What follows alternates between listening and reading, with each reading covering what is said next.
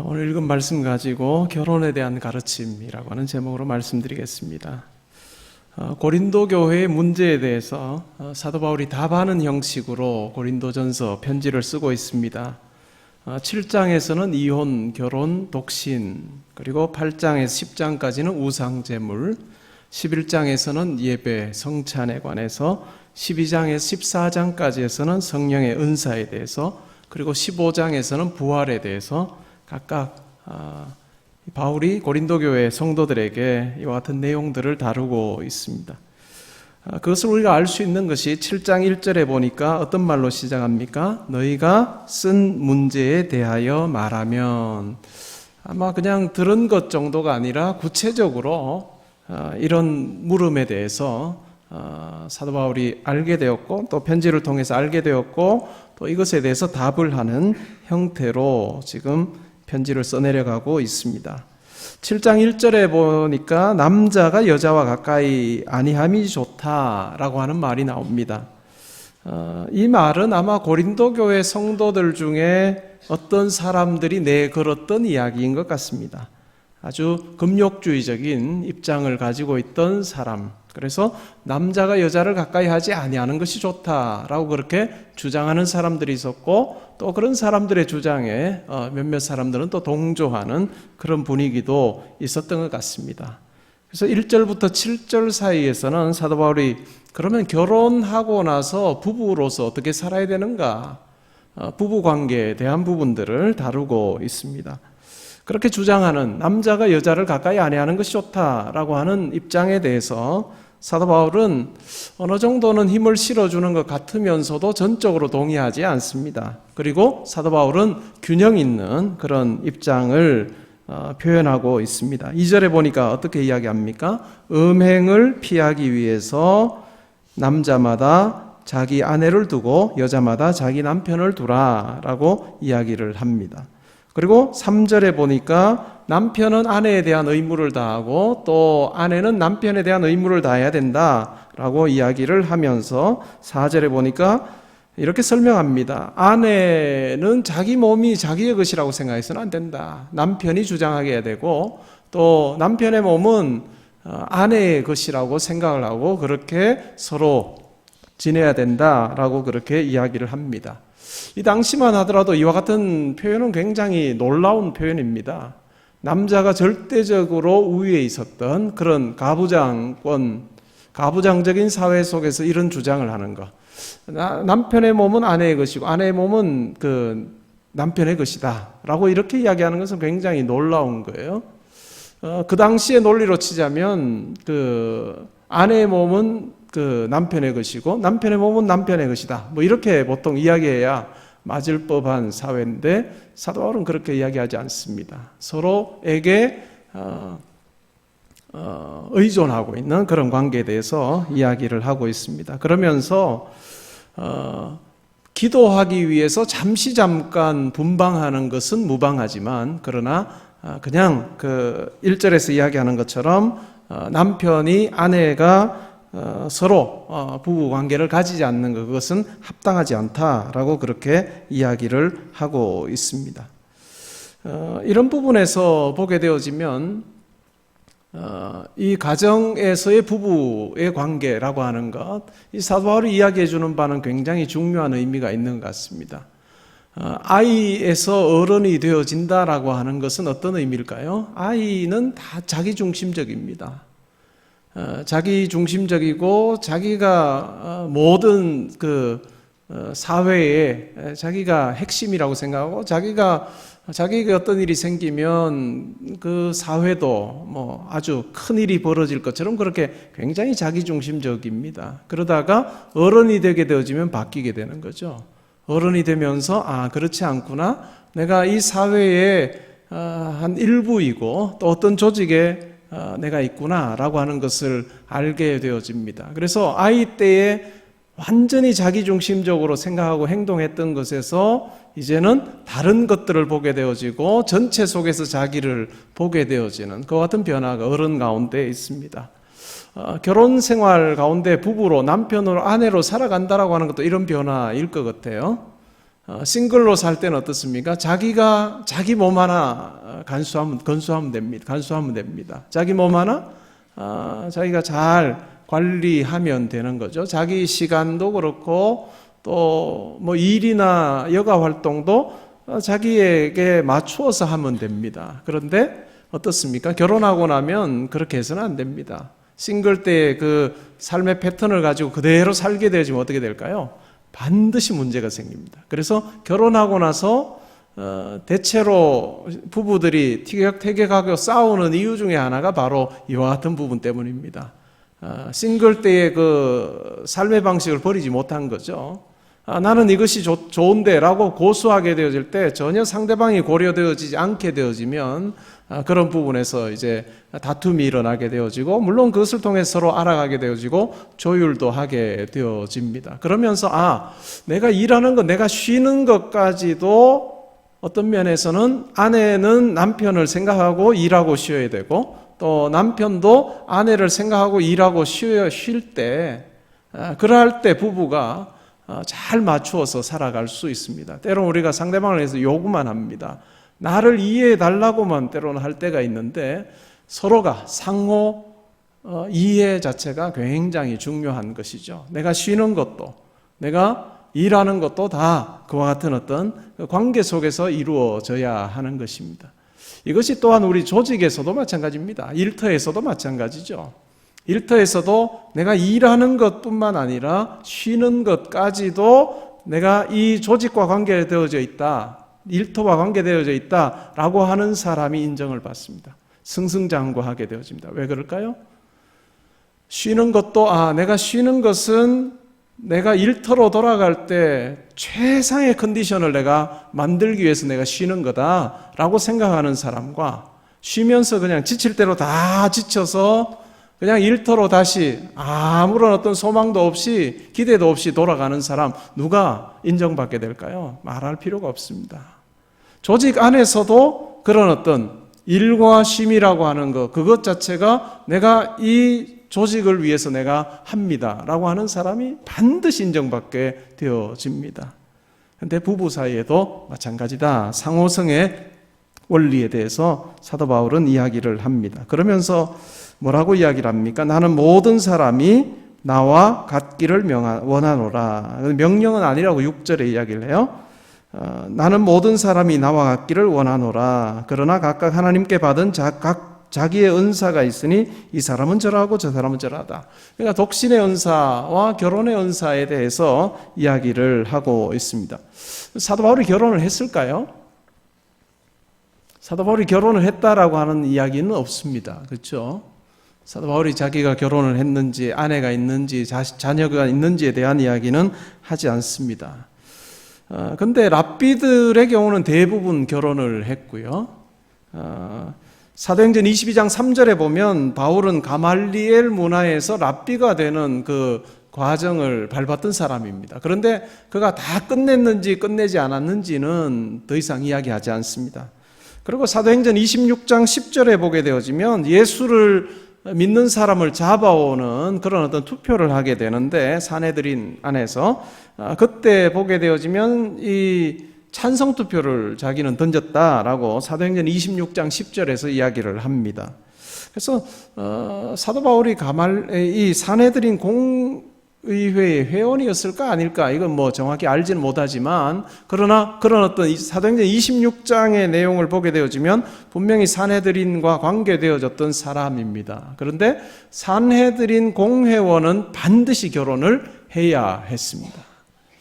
그래서 이런 걸로 미루어 볼 때 사도 바울이 결혼을 했을 수도 있습니다. 했을 가능성도 있고, 그러다가 뭐 예수를 믿는 일로 인해서 변화가 일어나게 되어지고 뭐 이혼을 하게 되었는지, 아니면 뭐 사별을 하게 되었는지, 뭐 또 그 하나의 가능성도 있습니다. 그러니까 결혼을 했는지 안 했는지는 명확하게 우리는 알지 못합니다. 그러나 지금 현재는 어떻습니까? 현재는 지금 사도 바울이 독신으로 있는 것 같습니다. 근데 다 나처럼 되면 좋겠다, 나처럼 그렇게 독신으로 지내면 좋겠다라고 그렇게 이야기를 하면서도 이건 허락이다, 명령이 아니다 라고 그렇게 이야기를 하고 있습니다. 그래서 독신의 은사와 결혼의 은사에 대해서 이야기를 합니다.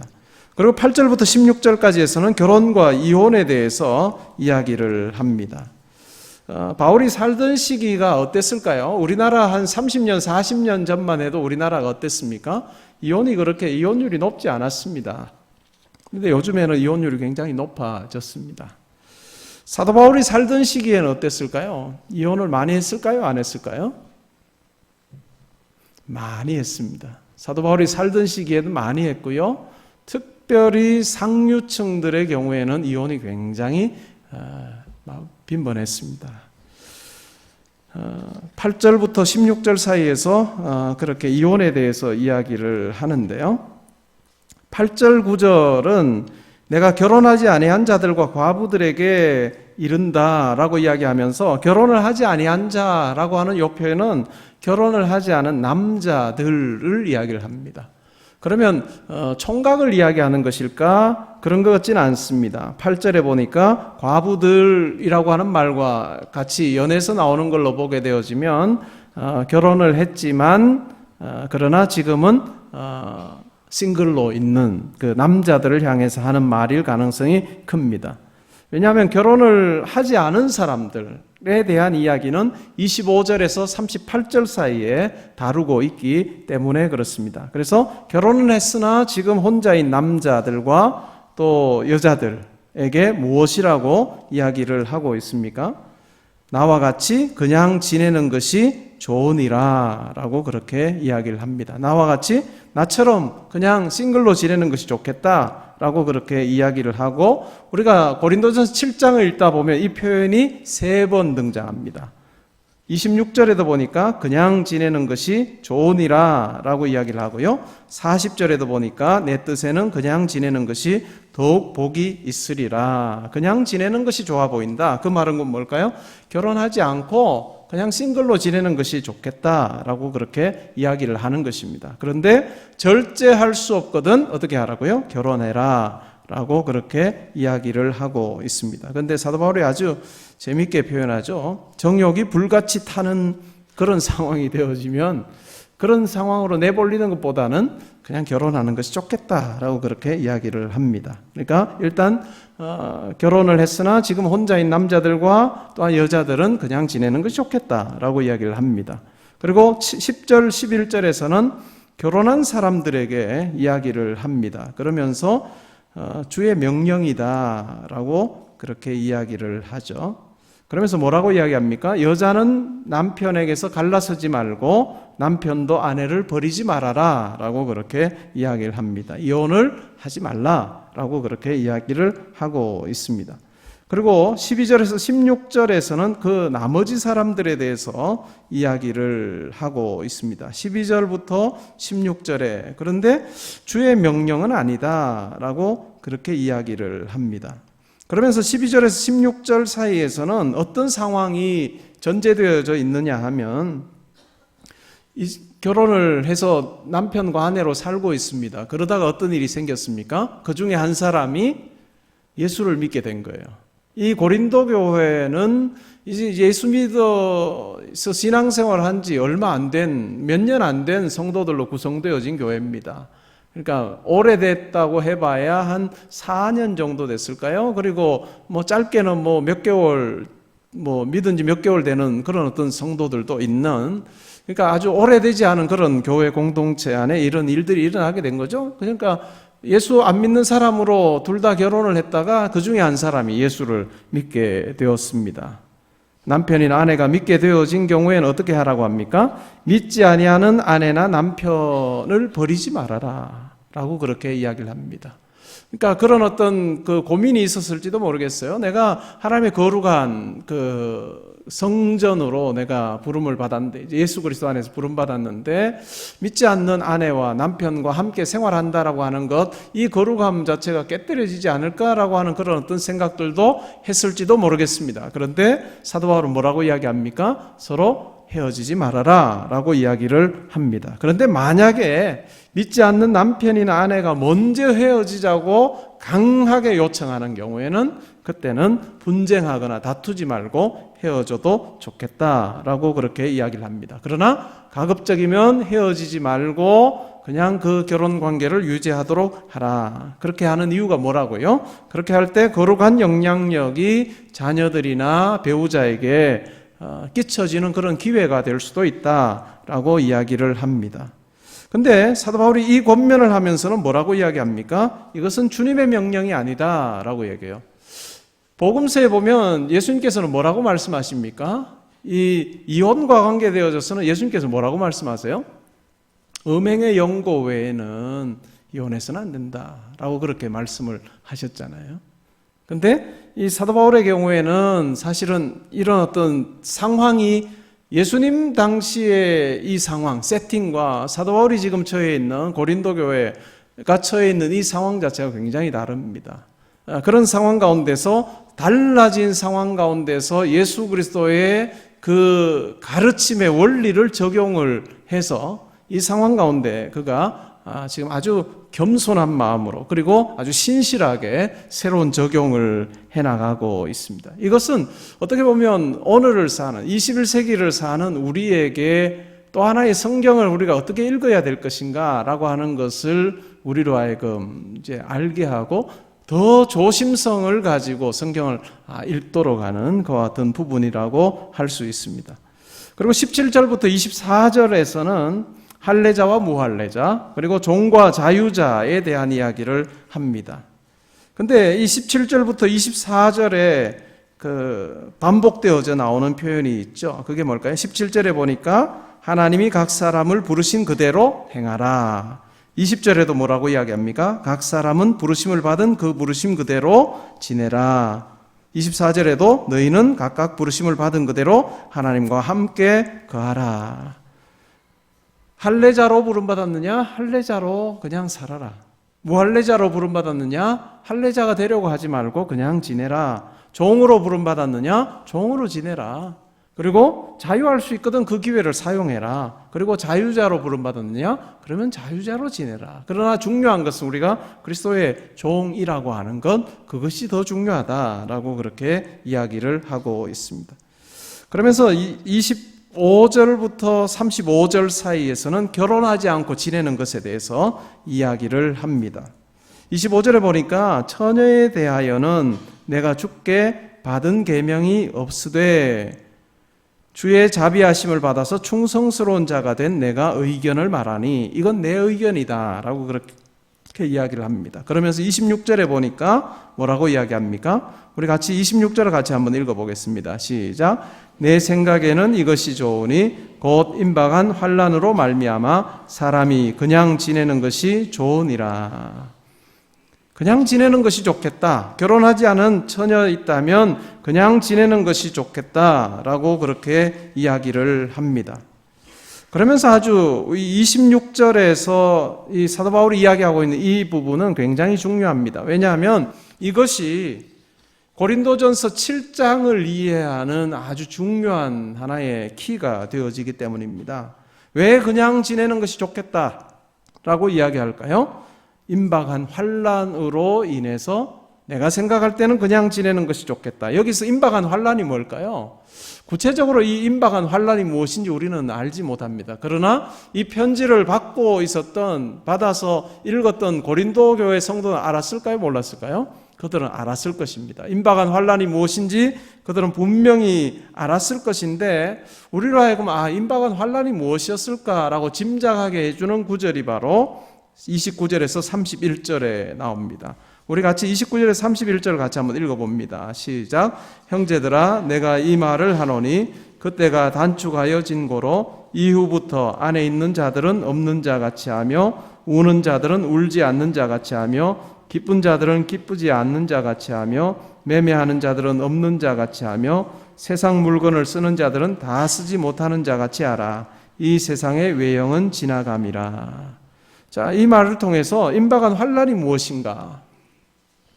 이것이 무엇과 연결되어지느냐 하면 예수 그리스도의 오심과 연결되어집니다. 예수 그리스도께서 재림하시는 것과 연관되어져서 사도 바울은 임박한 환난을 그가 당하고 그가 지금 현재 고난을 당하고 또한 임박한 환난이 예견되어지는 그런 어떤 상황 가운데서 예수 그리스도의 오심이라고 하는 것과 연결시켜서 이해를 하고 있습니다. 사도 바울은 예수 그리스도께서 다시 오실 날이 얼마 남지 않았다라고 하는 그 생각을 가지고, 그러나 종말론을 이야기하는 사람들처럼 그냥 시한부 종말론처럼 언제 오신다 이렇게 이야기하지는 않습니다. 그러나 예수 그리스도께서 오실 날이 이제 점점 더 단축되어지고 머지 않았기 때문에 이제 그냥 지내는 것이 좋겠다. 그냥 장가가는 것, 또 시집 가는 것, 이러한 것으로부터 자유로워져서 지금 이 상태를 유지하면서 지내면 좋겠다라고 그렇게 이야기를 합니다. 그러면서 왜 그래야 되느냐? 그것은 바로 이 결혼이라고 하는 것 가운데 고난이 따르는 부분에 대해서 이야기를 합니다. 28절에 보니까 그러나 장가가도 죄 짓는 것이 아니요 처녀가 시집가도 죄 짓는 것이 아니로되 이런 이들은 육신의 고난이 있으리니 나는 너희를 아끼노라. 결혼 생활을 하게 되어질 때 이와 같은 고난이 따라올 수 있다라고 이야기를 합니다. 그러면서 이어지는 그래서 그 설명을 하고 있죠. 32절부터 해서 34절, 35절까지 내용에서 결혼한 자의 어떤 그 삶의 관심, 방식에 대해서 이야기를 합니다. 장가가지 않은 자들은 주의 일을 염려하여 어찌하여야 주를 기쁘시게 할까 하되 장가간 자는 세상 일을 염려하여 어찌하여야 아내를 기쁘게 할까 하여. 이 정도만 돼도 괜찮은 남자 같긴 한데요. 마음이 갈라지며 시집가지 않은 자와 처녀는 주의 일을 염려하여 몸과 영을 다 거룩하게 하려 하되 시집간 자는 세상 일을 염려하여 어찌하여 남편을 기쁘게 할까 하느니라. 내가 이것을 말함은 너희의 유익을 위함이요 너희에게 올무를 놓으려 함이 아니니 오직 너희로 하여금 이치에 합당하게 하여 흐트러짐이 없이 주를 섬기게 하려 함이라. 사도 바울은 지금 이제 때가 얼마 남지 않았다라고 생각을 하고 이런 상황 가운데서 시집가고 장가가고 해서 어떻게 하면 내가 남편을 기쁘게 할까? 내가 어떻게 하면 아내를 기쁘게 할까? 라고 하는 것으로 그 모든 에너지를 소비하기보다는 어떻게 하면 주님을 기쁘시게 할 수 있을까? 그리고 어떻게 하면 주님을 잘 섬길 수 있을까? 라고 하는 마음으로 살아야 된다. 그렇기 때문에 그냥 지내는 것이 좋겠다라고 이렇게 권면하고 있습니다. 그 다음에 36절부터 38절에서는 약혼녀가 있다면 혹은 결혼해야 될 딸이 있다면 어떻게 해야 되느냐라고 그렇게 다루고 있는 부분인데요. 우리말 성경에서는 약혼녀로 번역을 했습니다. 파르세노스라고 하는 단어인데 이 단어는 약혼녀 혹은 처녀로 이렇게 번역되어지는데요. 이 두 가지로 영어 번역이 많은데 최근의 번역에서는 대부분의 영어 번역들이 약혼녀로 번역을 많이 했어요. 근데 초대교회 교부들의 경우에는 이 고린도전서 7장에 이 36절부터 나오는 38절까지 이 내용을 다 그냥 딸로 그렇게 이해를 했습니다. 두 가지로 다 이해해도 될 것 같아요. 약혼녀가 있다면 결혼을 해도 좋고 하지 않아도 좋다. 딸이 있다면 결혼을 시켜도 좋고 시키지 않아도 좋은데 결혼을 안 시키는 것이 더 좋겠다라고 하는 것이 이 사도 바울의 입장입니다. 그리고 39절 40절에 보면 남편이 죽으면 아내가 결혼할 수 있지만 그냥 지내는 것이 좋겠다. 그렇게 이야기를 하고 있습니다. 우리가 1절부터 40절까지를 우리가 간략하게 살펴보았지만 이제 이렇게 되어지면 우리 성도님들에게 고민이 많아집니다. 저에게도 딸둘이 있는데요. 이 본문을 그대로 적용하면 어떻게 될까요? 그냥 두는 것이 좋으니라. 어떻게 같이 이렇게 늙어가요?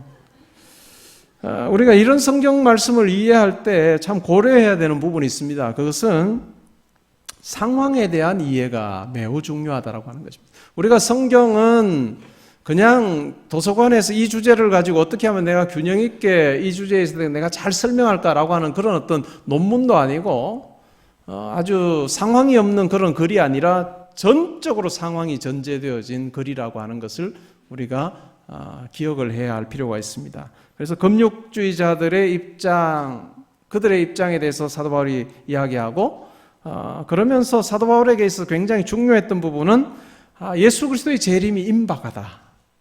예수 그리스도의 재림이 임박하다라고 하는 생각을 그가 분명히 가졌기 때문에 그는 이와 같이 이제 얼마 남지 않은 때에는 결혼하지 않는 것이 좋겠다라고 그렇게 권면을 하고 있습니다. 그러면서도 이것은 주님의 명령이 아니고 내 생각이다라고 그렇게 이야기를 하고 있습니다. 그러니까 이런 어떤 생각들이 굉장히 중요합니다. 우리가 성경을 읽어갈 때, 신약 성경을 읽어갈 때도 이런 어떤 상황의 차이들을 우리는 이해해야 할 필요가 있습니다.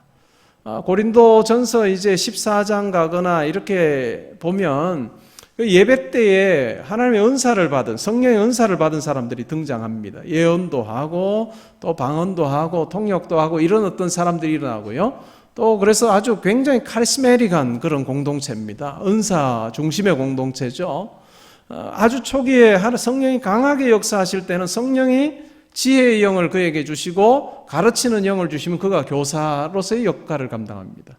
예언의 영을 주시면 선지자로서의 역할을 감당하게 되었습니다. 그러니까 성령이 강하게 지배하면서 성령의 은사대로 그 직분을 감당하게 되어지죠. 아주 초기 초대교회의 모습입니다. 그런데 우리가 목회서신이라고 이야기하는 디모데 전후서나 디도서 쪽으로 가게 되어지면 이제 시간이 조금 흘렀어요. 사도 바울이 그런 고린도전서 편지를 쓸 때보다 조금 더 시간이 흐르게 되어진 그런 상황 가운데서는 교회가 조금 더 이제 정비되어지는 그런 단계 쪽으로 넘어가게 되어지면 이제는 굉장히 조직을 갖추게 됩니다. 이제는 여기에 합당한 이런 어떤 조직을 이런 어떤 자질을 갖춘 사람들을 장로로 세워라. 이런 자질을 갖추고 있는 사람을 집사로 세워라라고 하는 굉장히 이제 조직화되어지는 그런 그 입장으로 바뀌게 되어집니다. 사도 바울은 자기의 일생 속에서 내가 죽기 전에 예수님 아마 만날 거다. 내가 죽기 전에 주님께서 다시 재림하실 거다라고 하는 생각을 했다가 어떤 변화가 일어납니까? 내가 죽기 전에 예수님이 안 오실 수도 있겠다라고 하는 생각이 그의 편지, 그의 이제 나중 편지로 가면서 그런 어떤 부분들이 이제 느껴지게 됩니다. 그러면서 생각의 변화도 일어나게 됩니다.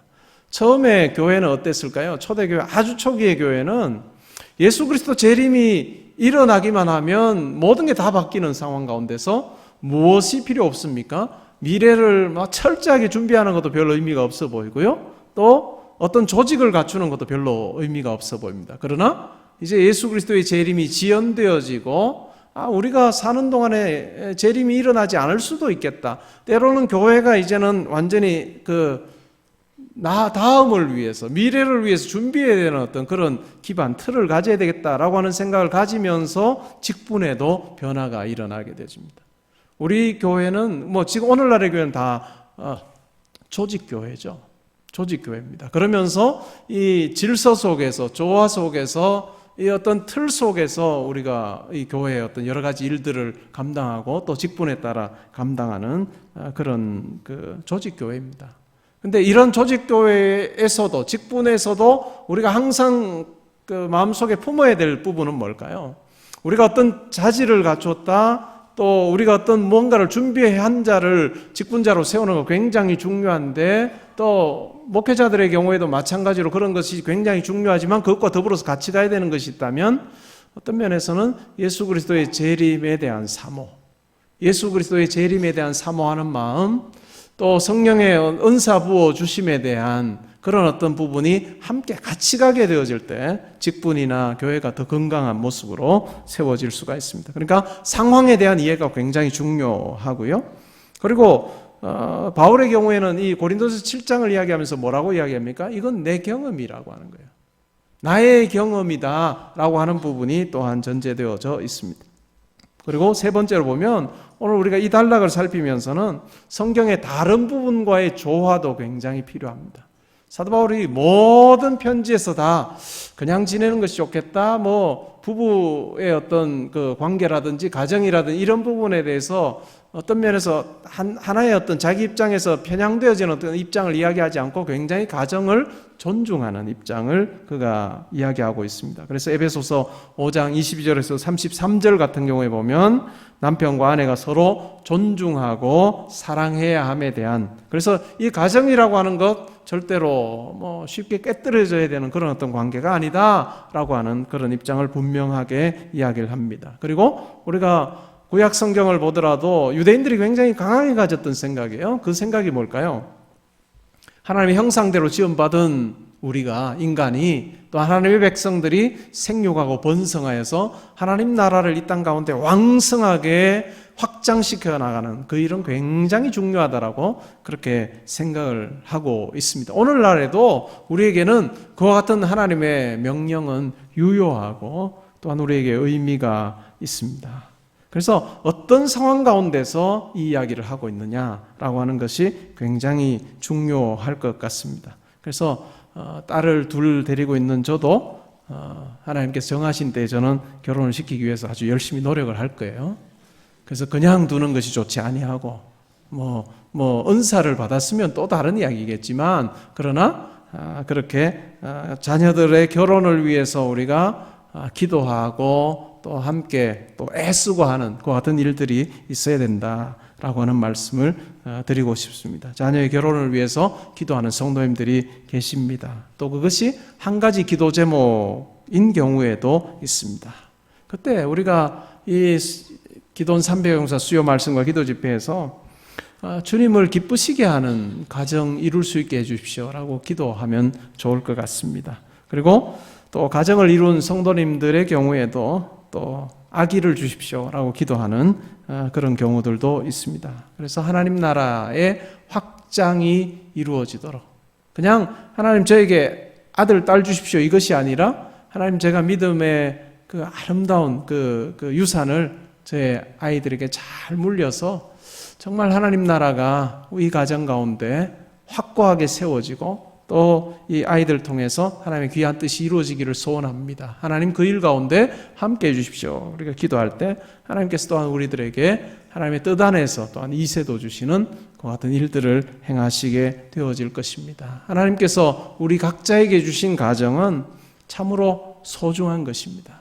남편과 아내의 관계도 소중하고 서로 상호성의 원리 너무너무 중요하고요. 그리고 하나님께서 우리에게 자녀를 주실 때에 이 자녀 가운데 우리의 믿음의 유산이 잘 물려져서 정말 거룩한 영향력이 끼쳐지는 그것은 바로 하나님께서 참 귀하게 보시는 것이라고 할 수 있습니다. 우리의 자녀들, 여러분들 어떻게 키우고 계십니까?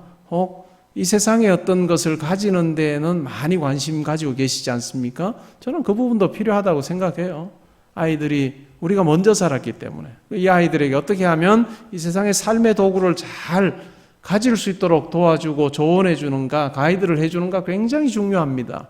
근데 그것과 더불어서 같이 해야 될 게 뭘까요? 영적인 부분에서 우리가 하나님의 백성, 하나님의 자녀로서 과연 얼마나 잘 다듬어지고 있는가라고 하는 것도 우리가 분명히 점검하면서 우리의 자녀들을 키워야 할 부분이라고 생각합니다. 오늘 말씀을 통해서 우리 가정이 정말 예수 그리스도 오시는 그날에 하나님의 기쁘심이 되고 또한 예수 그리스도께서 받으심지간 그와 같은 가정이 될 수 있도록 우리 가운데 하나님 나라를 사모하는 마음이 풍성한 온 식구들이 있는 귀한 가정이 될 수 있기를 바라고, 또 거룩한 가정으로 하나님께서 받으시는 정말 귀히 보시는 각 가정들 되시기를 주님의 이름으로 축복합니다.